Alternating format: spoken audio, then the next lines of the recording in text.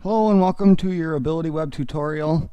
We're going to take a few minutes here and we're going to go through some of the aspects of the website as well as the control panel management. So this is the home page of your website, and in here then at the bottom of every single page you've got your control panels. So right down here is actually where you'll log into the website. So you'll click on the user and the icon, and in here then is where you'll enter in your email and your password. Your password can be acquired from either Keith or Molly if you don't know it. However, it is the same password that was used in the old system. So you should be able to log in using your email and your old password. Simply click submit, and this brings us to our home page of the control panel. In here you will actually see that you can see any new leads that are available, which we'll get into in a minute. And you can see all the different vehicles that are on hold, how long they've been on hold right here, when the hold expires, etc. You can click in on any of these vehicles to see more information about it. We've also got some links and resources. These are just kind of some shortcut icons to various places that are set by Keith and Molly. Down here you've got a kind of a quick access to a loan payment calculator. You can punch in your amount, and at that point then hit the calculate and get a customer payment. So up on top is all of our links, and what we're going to want to do here is we're going to actually start with the My Leads. So you click on My Leads and you can see your available leads. So based upon who you are and what your login credentials are will dictate the types of leads that you have available. So click on Available. And right here at top is our current open leads. And how the leads are currently designed is when a lead gets generated from your website or another website, it comes in and it arrives as an unclaimed lead in the open lead status. At that time, based upon the location that the lead has been sent to, it actually will send out a automated email to all the salespeople at that location, or the rental people or the service people, whatever type of lead it is, and it will then notify everybody simultaneously of that new lead, at which time you can then go into you write in your email and actually claim that lead, or you can come into your control panel right here and claim that lead. Upon claiming the lead, you now own it. So to claim a lead, you just simply click on it and you can click the claim button. So upon claiming it, it now arrives down in your claimed leads. Now I'm currently logged in as a high credential. However, for most salespeople, you will only see leads that belong to you. So everybody else's leads will be hidden from the list. So right here is I'm logged in as Dennis, so right here is the lead that we just claimed. So we can click on this, and now we can do things like open up all the details. We can see the customer name here, which in this case is I'm a customer, their phone number, their email. You can, if you're on your phone looking at this, you can actually click on either one of those to dispatch an email to them or call them. I will also demonstrate here that this entire control panel here is actually mobile friendly. So you can come in here right on a telephone, and this works just as well on a telephone as it does on your computer. So I'm just going to reset this stuff back here. Okay, so when you're ready to claim this lead, you just click the button that appears down in the bottom. We now own that lead. We can click our back, and we'll see this down in our working leads at this point. So right here, we've got that same one. It's still claimed. In the background, all of the dates and times are being tracked. To step back up, essentially we've got right now no new leads, it says.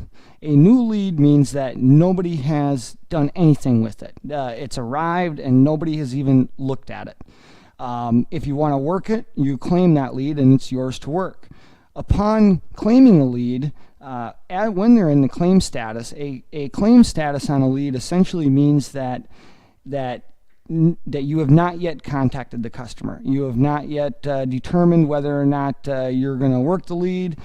You've heard no follow-up from the customer, and So when they're sitting in claimed leads, managers can assume that you have not yet contacted that customer. Upon contacting that customer, at that point then you will want to either put it into working, or that's not one of my leads, so I can't do nothing with it, but we'll punch in a new one here so we can demonstrate this. So we'll just say Chris and punch in a phone. And this is essentially assigning the lead, what type of lead. This is just a way for managers to inject a lead into the process. Okay, now this will take us back then in a second. Okay, so now you can see we've got a new lead. At that time now, everybody in Cincinnati would have received a lead notification letting them know that there's a new lead. So we're going to do this again. We're going to click this one and we're going to claim it as ours. If it's a total bad lead, like it's from maybe a robot or whatever the case, but it's absolutely no good, you don't even need to look at it any further, you can just click the flag as spam and that's gone. Managers and super admins could assign the lead. So rather than just claiming it for themselves, they could click on assign and choose who they want to assign that lead to. Additionally, managers can reassign leads that have been claimed. They can reassign them to other people within their store, and super admins can at any time reassign a lead to anybody. So again, we're going to claim this one. So now we've got it right here.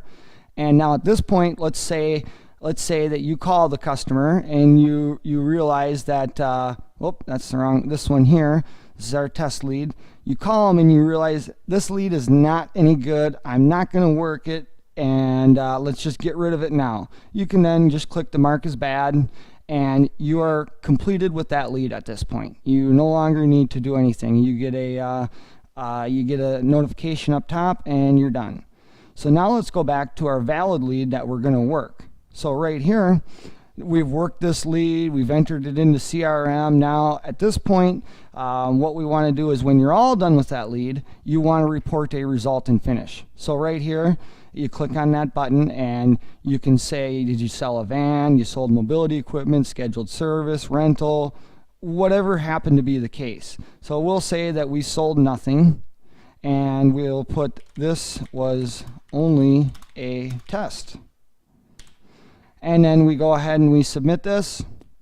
It gets it out of your system, keeps your system nice and clear, notifies your manager, and at that point down, it gets logged into our finished leads category where you can keep track of which leads resulted in what. Okay, so that is the lead management system. Now, how do leads arrive here? So they can arrive here from a variety of places. So I'm going to switch over here to your website on the public side, and they could arrive via many different places from here. Somebody could fill this form out over on the inventory page, and that will generate a lead. And they could click on a vehicle, and if they fill this form out, this will actually generate a lead and include the vehicle information. So every single lead form on your website requires somebody to choose a location. So upon choosing a location, it would then automatically get assigned to that location and notify everybody at that location. So that's another place that leads can come from. They can also come from over here on the products page. If you were to click on any type of product on every single product page, we've actually got a lead form right here. So they could come in there as well. Another place that leads can get generated from is on the sell or trade page. So if somebody fills this right here out, this will also generate a lead, and we'll go to the salesperson and then allow somebody to claim it. We've also got lead forms within the rental. So I take that back. In your guys' case, currently these are going to go to their existing place. However, we've got a new site coming that will integrate the leads directly in there as well.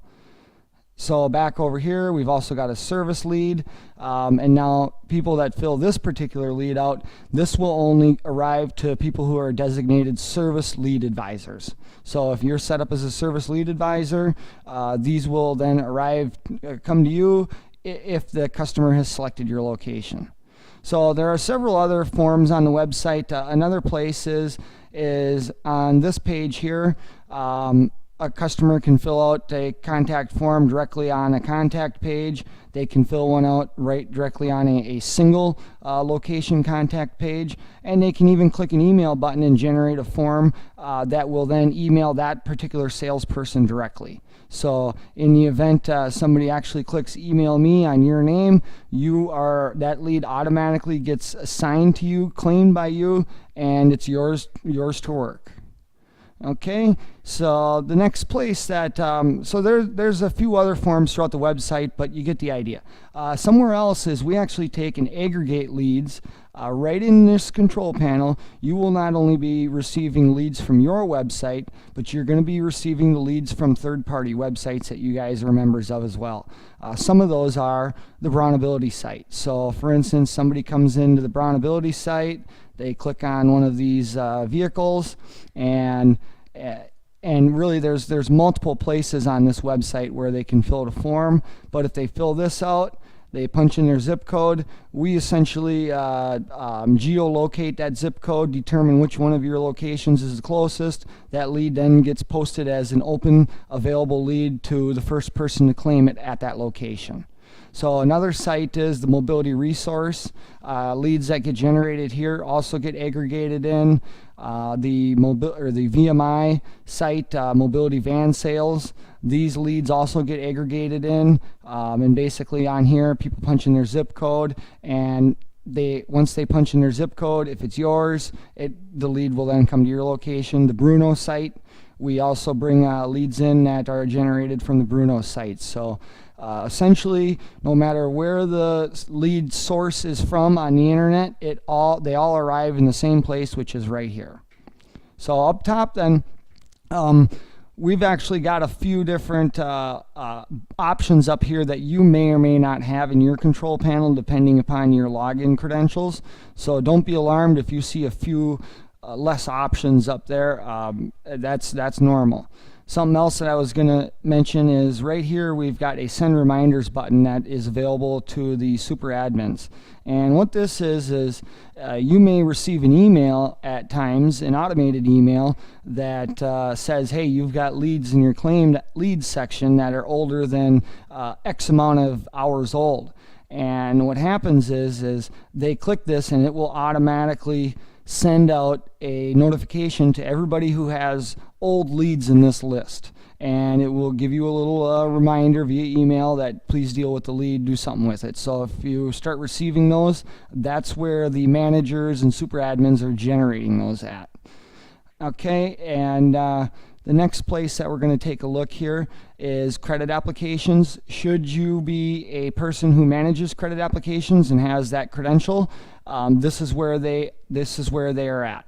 So the credit applications will arrive in here, and currently they're set up to notify the super admins.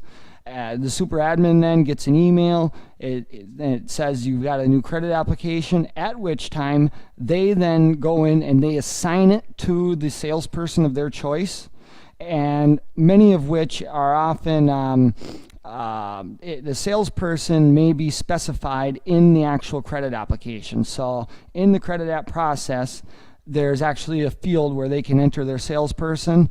The super admin will see that, and then he or she will assign it to you, and it will then arrive as a normal lead and have a download link for you to download that credit application. So that's how those credit apps will work. So you will not see this list if you're a salesperson, or this option right here. However, yours will simply arrive right into your available lead section. Okay, then up here we've got some tools.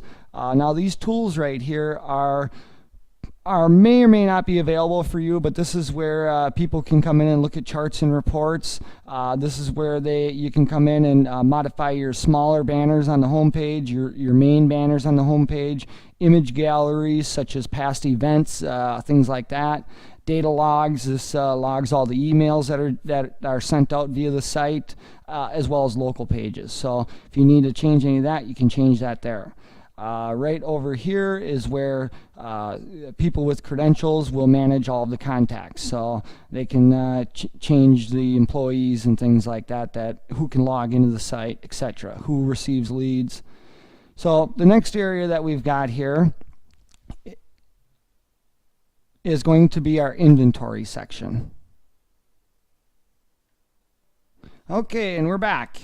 So the next thing that we're going to take a look at here is the inventory management side of it. So you will actually click up here on the inventory button, and this opens up your all of your inventory. So this right here takes you through and allows you to look at your vehicles that are currently available and in stock.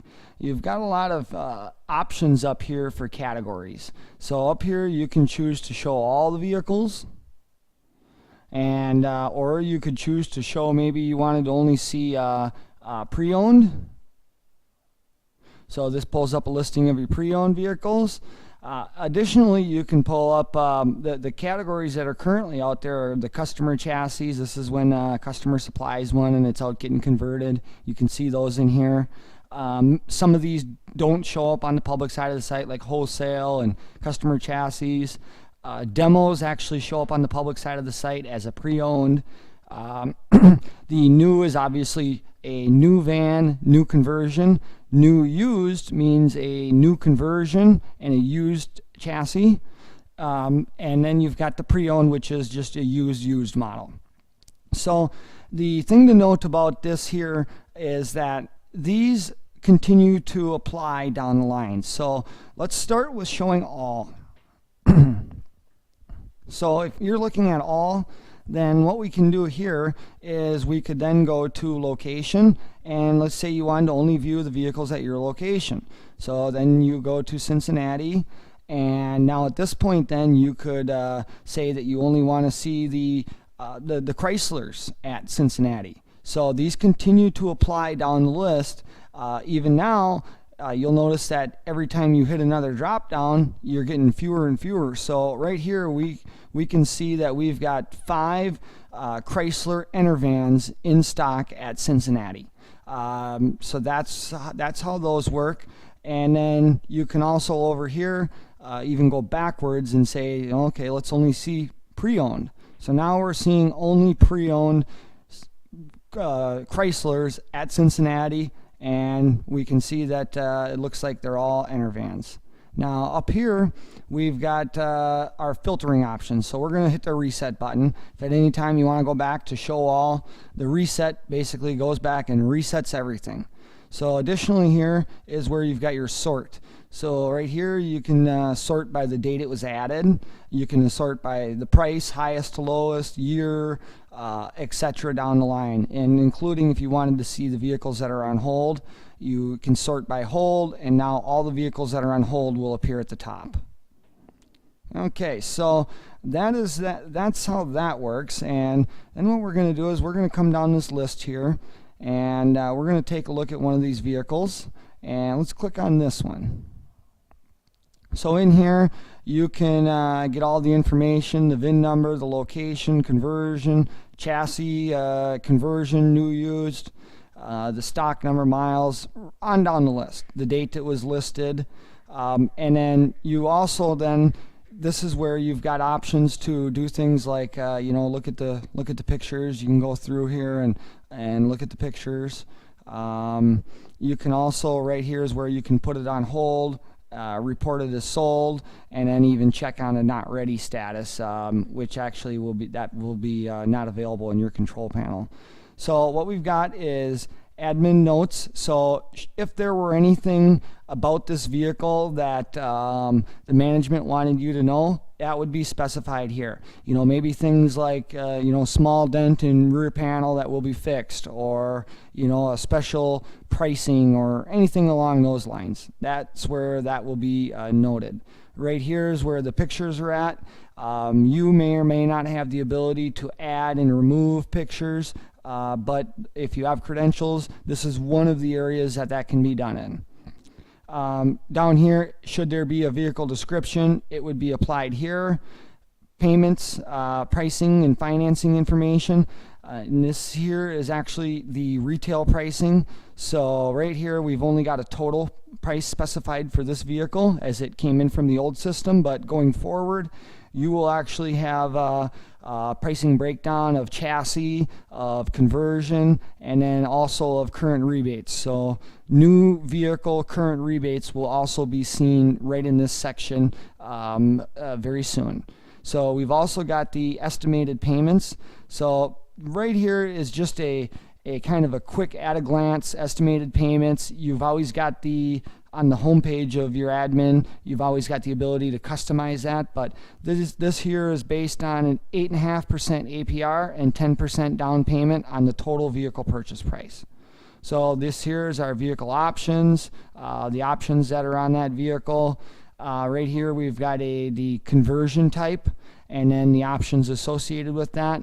Downloads, we've got a conversion brochure, print vehicle brochure, etc. So that's where you can get into some of that. And over here, should there ever be any admin downloads, things like an invoice or whatever whatever the managers want to provide to salespeople, that would actually be listed over here if there were any.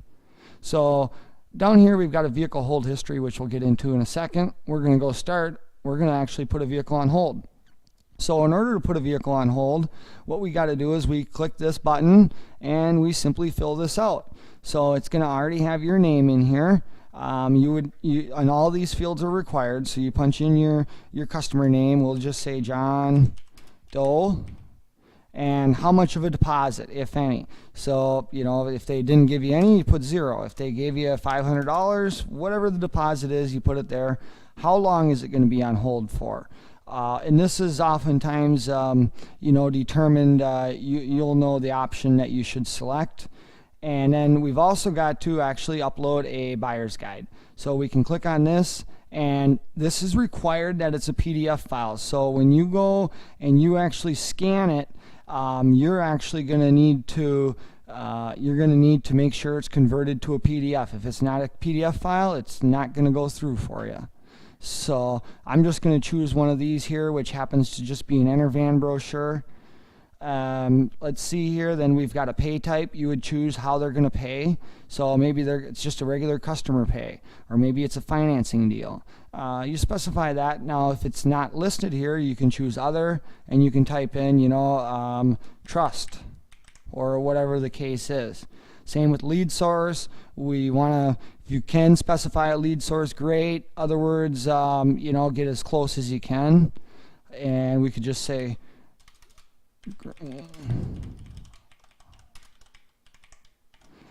and then down here, we can put in any comments, something along the lines of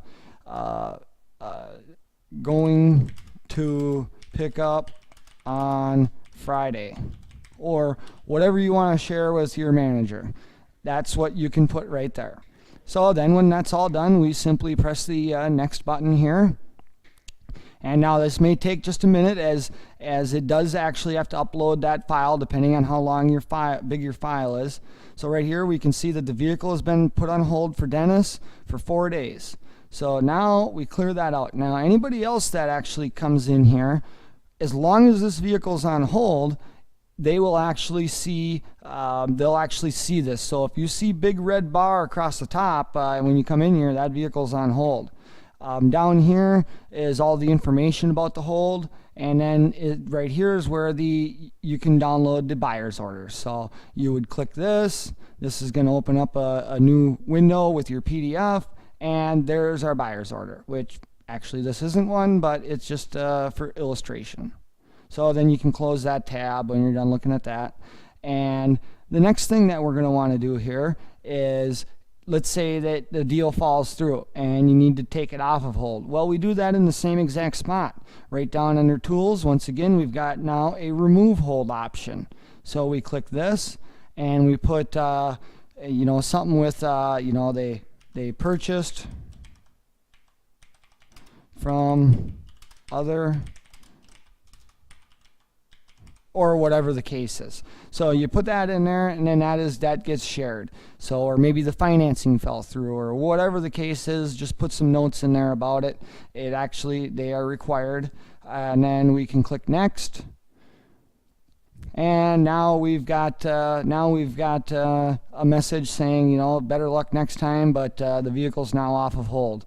This here is just a message because we're not running on our live domain right yet with this site. So essentially, it's not sending out the mail. That's all that's telling us. That'll go away. Then down here is also where we report this as sold. So when you actually get the vehicle sold, which sold is defined by you've watched the taillights drive away. That's the point at which you mark the vehicle as sold. And we come in here then and we report this as sold. Once again we put in the customer name.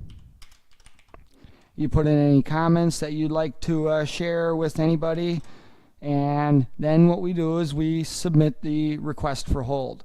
So what that means is when you mark it as sold, it doesn't actually get marked as sold instantly and get removed from the website. It actually sends the management team an email and notifies them that you've went ahead to mark it as sold. They just verify everything, and then as soon as everything looks good, they click a button in their email, and boom, it gets removed from the website, gets logged, gives you credit and all the stats for the sale, etc. down the line. So throughout the entire process, all of the holds, all of that data that you've been putting in there, all of that actually has been archived and has been being saved. So that is where you will mark a vehicle as sold and also remove it from the website. So the other thing that we're going to take a quick look at here is we'll click our back button. Oh, we don't want to do that necessarily here. There we go.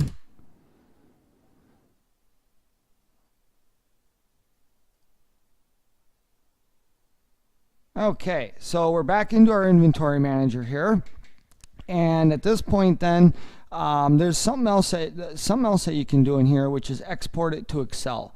So if you'd like to have a spreadsheet of all of your current in-stock vehicles, you can actually click this button right here, and it then prompts you for a download as a save, which you can actually see right here, and you click on this. And now what this does here is this actually opens up an Excel spreadsheet with all of your inventory on it. So I'm just going to kind of make this a little bit bigger so you can see it, and we'll go through this. So right here we've got all of your vehicle information for all the locations. This is ordered by location, so you can see all the Cincinnati vehicles, the Cleveland, Columbus, and Dayton, and get really any of the information about all of the vehicles right here. All the pricing that's reflected in here is all retail pricing. So this shows you the current rebates on the vehicle. This shows you the chassis price. This right here is the conversion price, and so on down the line. So you can actually get your pricing on all the vehicles right there. Right over here is the admin notes on all of it, and you can get all that right there as well. So the next thing that we'll do is we'll close out of this. Okay. And then I'm going to move this back into our window. So then to get back to our home screen at any time, we just click on the logo, or you can click on this icon up here and get back to your main screen to look and kind of see everything at a glance. So when you're all done, if you want to log out, you certainly don't have to. You can just stay logged into this forever. It will actually re-force you to log in every once in a while. It does store who you are on your computer, but there's really no reason that you need to log out on a regular basis. However, should you ever want to, if you're using a public computer, or maybe if you're using another person's computer and you want to log out when you're all done, you click the user in the top right corner and you can click the log out button. But additionally, should you want to reset your password, you'll click that right here, and right here you could punch in your new password, and then we could there we go, and then when you get two that match, it will let you submit that. So that's where you update your password. Soon you'll be able to update your profile in here, including your biography, your picture, information about you, things like that. So check back here in the coming days to update your profile as seen by the customers on the public side of the site. In the meantime, you can feel free to call me at any time or Rachel, and Rachel's actually our help desk. So if you call 574-946-1041, you can acquire assistance in this control panel at any time. Additionally, Molly and Keith are very well versed in it and would be happy to help. Thanks for watching.